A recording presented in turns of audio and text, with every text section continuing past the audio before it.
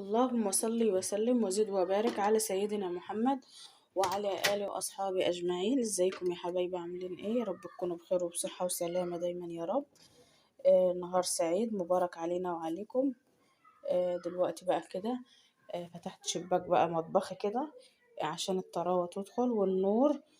النهاردة هنعمل ايه؟ هنعمل بامية يا جماعة. طبعا دلوقتي مفيش بامية طازة. ده فول مفصص اهو، او في بلاد تانية بيقولوا عليه فول مدشوش. لسه جايباه دلوقتي، نقيت الشوية دول كده وطلعت كيسين طماطم صلصة اهم من الفريزر وحطيتهم على النار يسخنوا. طلعت كيسين بزيادة يعني بحيث هي فكت، وهاخد منها حبة على جنب كده لو احتجت لأي أكلة تاني يكون عندي جاهزة على طول. تمام اهو. و اسرق النور تفتحوا ليه. وهنا كده بعدت جبت فول اهو. اهو هو ده اللي انا خدت منه، بس الولاد كانوا واقفين نقلوا من ده على ده اهو زي ما انتم شايفين. و... وهنا كده ده فول مدمس اهو. نعمله فول تدميس. وطلعت كيسان بامية اهما بحيث برضو هيكونوا غدانا النهاردة، وهيكونوا برضو غاموس كده عندي في التلاجة. طبعا البامية دي مش السنة دي عندي بتاعت السنة اللي فاتت، لاني ما سعفنيش الحظ ان انا اشتري السنة دي. زي ما انتم شايفين، او مش باينة قوي ان هي خضرة، ما سودتش يعني ولا حاجة. ربنا يوعدنا كده السنة الجاية ان شاء الله، وهعمل لكم ونفرز بقى تفريزاتنا مع بعض. يلا بقى هنشوف يومنا هنعمل ايه وهنعمل ايه في المطبخ كده وفي اكلنا ده. الاول هنقص الصلصة دي دلوقتي يا جماعة، بعد ما نقصت الصلصة لان انا قلت لكم الصلصة كتيرة. حطيت كده كمية الفول اهي. المفروض كان يبقى الفول ده مبلول من بالليل، بس انا ما كنتش مخططة يعني ان انا هطبخ ايه او هعمل ايه، لان كان متبقي امبارح من العشاء بطاطس، وكان متبقي طبق رز. فقلت هيمشوا اليوم كده. بس الولاد الصبح صبحوا يعني فطروا بيه لانهم صحوا قبل وكده يعني، فمرضوش يصحوني فكلوا. وهنحط كده معيار للمية، وهندي للفول ده غلوتين كده مع الصلصة، وهننزل بالبامية بتاعتنا. تمام اهو. هعلي عليها النار اهو، اسيبها بقى تغلي كده غلوتين وننزل بالبامية مع بعض. بس اصح حاجة يعني ان الفول يكون كان مبلول قبلها بيوم. وطبعا زي ما انتم شايفين البوتاجاز عندي اهو، انا غسلاه بالليل وكل حاجة تمام. على ما الفول بتاعنا طبعا الصلصة اهي انا حطاها جنبي برضو، من ناحية ان هي تبرد، ومن ناحية لو انا احتجت البامية ازودها يعني. على ما الفول بتاعنا يغلي كده. هرجع المواعين دي مكانها لاني ما قدرتش ارجعها بالليل، وسبتهم كده اصلا وما صدقت كده خلصت المطبخ. سيقته وسبته ينشف براحته. والصبح كده وانا بصلي الفجر لقيته ناشف، وقمت فرشاه برضه علشان خاطر ما نشغلش الصبح واخش وانساه. تمام. دلوقتي بقى هرجع كل حاجة مكانها اهون. وعندي الطبقين دول اللي هم باقيين بتوع العشاء يعني، وكوباية مية على المقص. وهدي لولادي بقى كده الزبالة يروحوا يرموها. طبعا المخلل ده صفى ميته خالص، ما عادش فيه مية. هخليهم بقى يروحوا يرموه زي ما قلت لكم، ما ينفعش للحيوان خالص. والطاسة اهي بتاع المعمر كنت سايباها تصفى. كنت سايباها ملياها مية كده وسايباها تبوش علشان خاطر كلنا عارفين مكان المعمر بيعمل زي تلزيق كده او تحمير من الجنوب. فما بسيبه كده بيبوش بيكون سهل. ممكن تسيبها ساعة، تسيبها نص ساعة لو انت مستعجلة وعايزة الطاسة. ممكن تحطي فيها مية كده وتحطها على النار تغلي غلوتين، وتفضي النار وتفضي المية من الطاسة وتغسليها على طول. تمام. انا كنت مفكرة ان انا اسيبها ساعة ولا نص ساعة واغسلها قبل ما انام، بس تعب رجلي هلكني ودخلت بقى دخلت يعني على اساس استريح على السرير شويه وهقوم اكمل واقفل لكم الفيديو بالليل، بس والله ما قدرتش، كان غصب عني. تمام، يلا واحده واحده كده مع بعض هنقفل حاجتنا دي. آه وهعين البرطمان بتاع المخلل. ان شاء الله ان شاء الله لما انزل السوق هجيب لفت وهجيب شتيطه وهحدقها معاكم. انا اصلا ما يعني ان انا مريضة الضغط، المفروض ماليش حوادق، بس كنت بحدق علشان خاطر جوزي. بس يا جماعه عادي يعني لما يكون في البيت نفسك هتروح لحتة وولادك نفسهم هتروح لحاجة، أحسن مما يبصوا لها هي حتة مخللة متحدقة بملح. بس ممكن الولاد نفسهم تروح لهم مع إيد ابن عمهم ولا بنت عمهم، ولا نروحوا عند عمهم هنا ولا هنا، فنبقى موفرين لولادنا كل حاجة في بيوتنا، حتى لو احنا ما بناكلهاش أو احنا حتى ممنوعين منها. خليكم معايا ومتنسوش اللايك الجميل وأحلى كومنت من أحلى اخوات. دلوقتي يا جماعة كده أنا ولعت هنا على بطاطس تتسلق أهي. انتوا عدتوا بتسلقوا بطاطس كتير. فعلا يا جماعة أنا بسلق بطاطس كتير. الأول كنت بقلي وبرضه بقليها، بس لأن البطاطس صغيرة. ممكن إن هي تتقلى برضه وكل حاجة، بس بتزهق شوية في التقشير. وهنا برضه أهو بعد ما الفول غلى غلوتين تلاتة كده في الصلصة، نزلت عليه بالبامية زي ما انتم شايفين اهو. بسم الله ما شاء الله، لا في زمزقة ولا اللملقة اللي بتبقى في ال في البامية يعني ولا حاجة اهي. وهحطها تستوي بقى كده مع نفسها. لو عايزة صلصة هزود، لو عايزة مية برضو هزود اهي. انا محطتلهاش ملح ولا اي حاجة لسه، انا مكتفية بالبهارات او بالملح اللي في الصلصة لحد اما اجي احطها. تمام اهي. وهنا طبعا بقى يا جماعة حطيت الهدوء المواعين اللي كانت هنا كل حاجة مكانها. حشت المواعين اللي كانت هنا، رجعت كل حاجة مكانها، وغسلت المواعين اللي كانت على الحوض، وغيرت الفوطة، جبت فوطة تانية. وهنا كده يا جماعة اهو دي يعني كوسة هنعملها بطريقة جميلة، هنقليها زي البرنجان كده ما بنحمره وما بنقليه.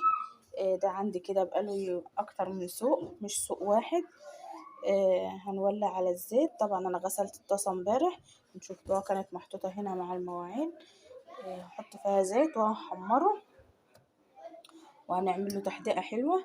يلا بينا نشوف هنعمل ايه دلوقتي بقى يا جماعه. كده هعمل التحديقه للبرنجان. معايا هنا فلفل اهون هضربه في الكبه دي لانها هي صغيره.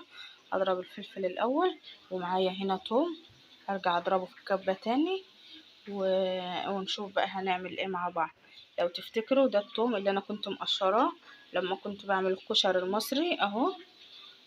خدت الكمية اللي انا اخدتها، والباقي احتفظت بيه في برطمان اهو. لا زرع ولا عفن ولا جراله الهوا الطاير اهو. ودلوقتي يا جماعة اهو بعد ما فرمنا التوم والفلفل، تقدري تفرميه رفيع، تقدري تفرميه يعني خشن ناعم على حسب رغبتك انتي. هحط عليه بقى حبة من الملح اهو، هملحه، وحبة كده من السبع بهارات، وهنزل عليه بعصرة الليمونة دي كلها كده. لو عندك خل تقدري تحطي، مش عندك خل تقدري تستغني عنه. تمام، الليمونة مش متسخة يا جماعة، هي اللي بالشكل ده كده في القشرة دي. تمام، هعصرها هنا كده على الثوم، وهقلبها مع بعض وهركنها لحد اما الكوسة تطلع. تمام، وهصفيها عشان يكون مفيش بذر ولا اي حاجة. زي ما انتم شايفين اهو يا جماعة الكوسة بتاعتنا احمرت اهي زيها زي البرنجان عادي. هقلبها بقى على الجهة التانية عشان تاخد لون. وبرضو البامية بتاعتنا شغالة اهي، والبطاطس على النار داخلة في سوا. البطاطس دي يا جماعة مش بتغيب في السوا، مش بتغيب في السليق يعني. تمام، هديت بقى النار اهو، هقلب البرنجان هقلب الكوسة، اسفة يعني عذر، هي زيها زي البرنجان دلوقتي، معلش البخار.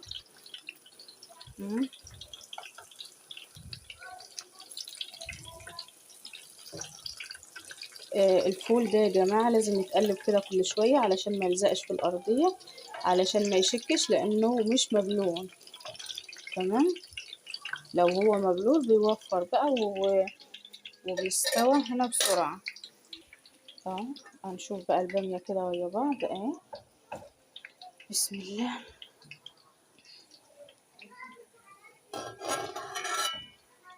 اهي هقلبها بقى كل شوية كده هنقلب. دلوقتي كده هي هتعوز مية، ازودها برضه حبة من المية.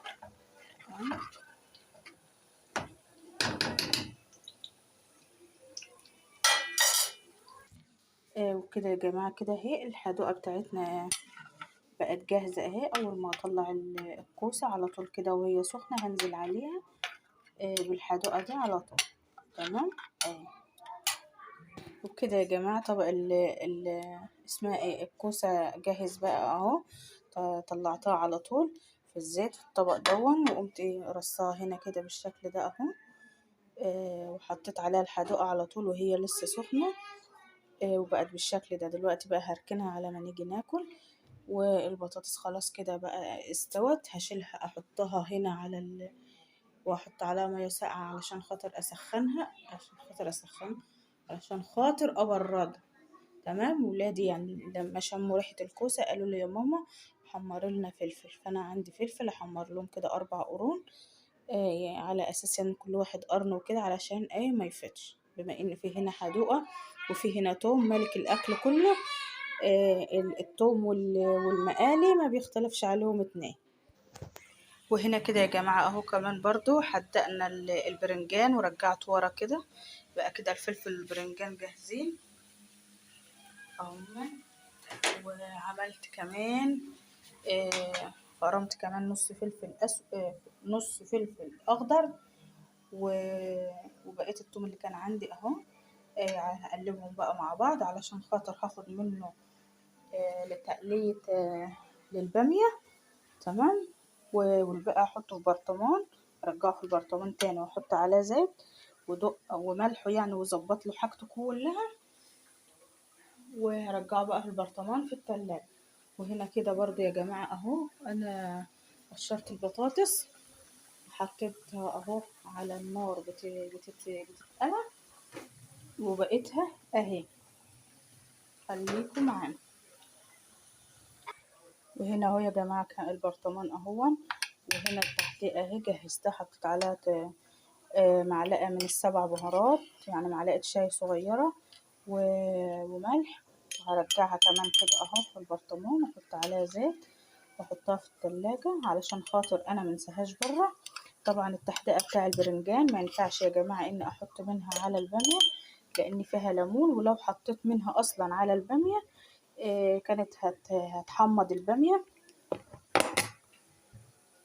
كنا هنصحى الصبح كده نلقى حلة البامية دي في خبر كان. هنحط بقى كده عليها شوية زيت عشان يحفظها اهو بالشكل دون. بس كده زي ما انتم شايفين اهو. واحطهم في التلاجة بقى. حبيت اعمل اي حاجة بتنفع بقى معايا في اي وقت. انا قلبت البطاطس اهو على الجهة التانية.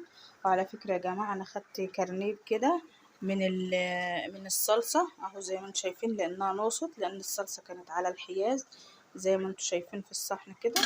حطيتها على البامية لان كانت صلصتها خفيفة، انا بحبها حمرا ويعني ايه يكون فيها صلصة تقيلة اهو. وهي بتغلي اهي داخلة في سوا. هحط طاسة البطاطس التانية وهنحمر التومة ونطشها عليها، يعني هي قدامها ربع ساعة الا ربع ساعة كده وهنغرف بقى وناكل. انا عارفة ان المفروض يعني هتقولولي ان المفروض كانت تبقى البطاطس الاول لان البرنجان الكوسة والفلفل هيغمقوا الزيت.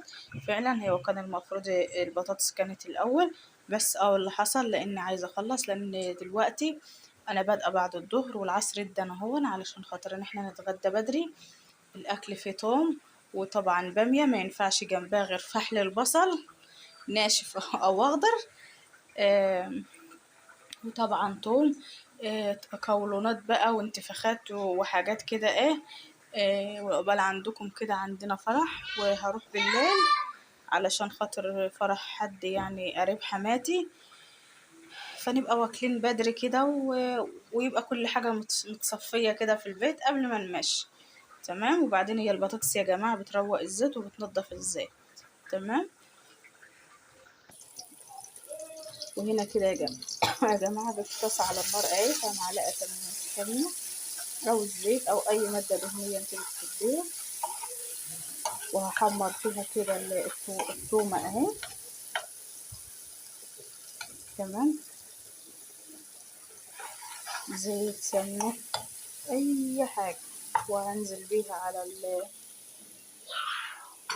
على البامية. زي ما انتم شايفين هي بتغلي اهي يا جماعة. وانا اسفة على صوت ولادي، عامل ازعاج، بس هي الولاد كلها كده. اعمل ايه، خلصوا بقى دروسهم وحاجتهم الصبح وقاعدين ليه بقى دلوقتي، عايزين يتغدوا عشان ينزلوا يلعبوا في الشارع. تمام. اهو.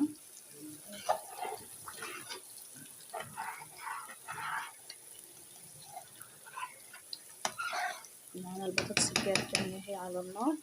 هتقولي لي انت حاطه فيها ليه قرن الفلفل ده او النص قرن، او حاطه فيها ليه اصلا فلفل؟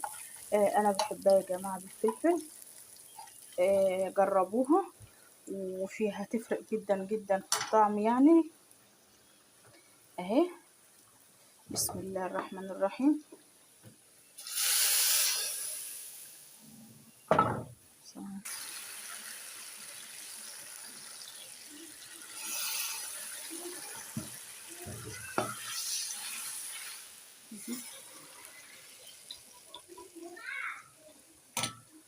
بس كده هقلبها بقى وهسيبها تكمل سوا مع بعض. نقطة التومة دي في ناس بتقليها أصلا من البداية مع الصلصة مرة واحدة وخلاص، وفيها ناس بتقليها من الأول برضو خالص، وتقوم منزلة الصلصة والبامية. وفي برضو طريقة تانية لأن انت تلوحيها مع البامية من البداية خالص لوحدها، وبعدين تنزلي عليها بالصلصة. افعلي كما شئت وزي ما تحبي تعملي اعملي. تمام. هنا كده بس هغطيها بقى وهسيبها ونروح نلم غسيلنا اللي احنا غاسلينه امبارح ونرجع تاني. ايه رأيكم بقى كده يا جماعة في شكل غدانا بقى اهو؟ خلصنا كده وغرفنا البامية اهي. برنجان هو لازق معايا برنجان. كوسة محمرة بطريقة جديدة، بطاطس وبامية وفلفل وبرنجان. وقلت بقى بلاش بصل يا جماعة عشان ما يبقاش في مشاكل كتير. تمام. ودي شكل غدانا كده النهاردة بألف هنا وشفا. يا رب الفيديو يعجبكم وينور رضاكم وتكونوا استفدتوا لو بحاجة بسيطة. وجربوا الكوسة يا جماعة وجربوا أكل كده وقولوا لي في الكومنتات ايه رأيكم. أشوفكم في فيديو جديد والسلام عليكم.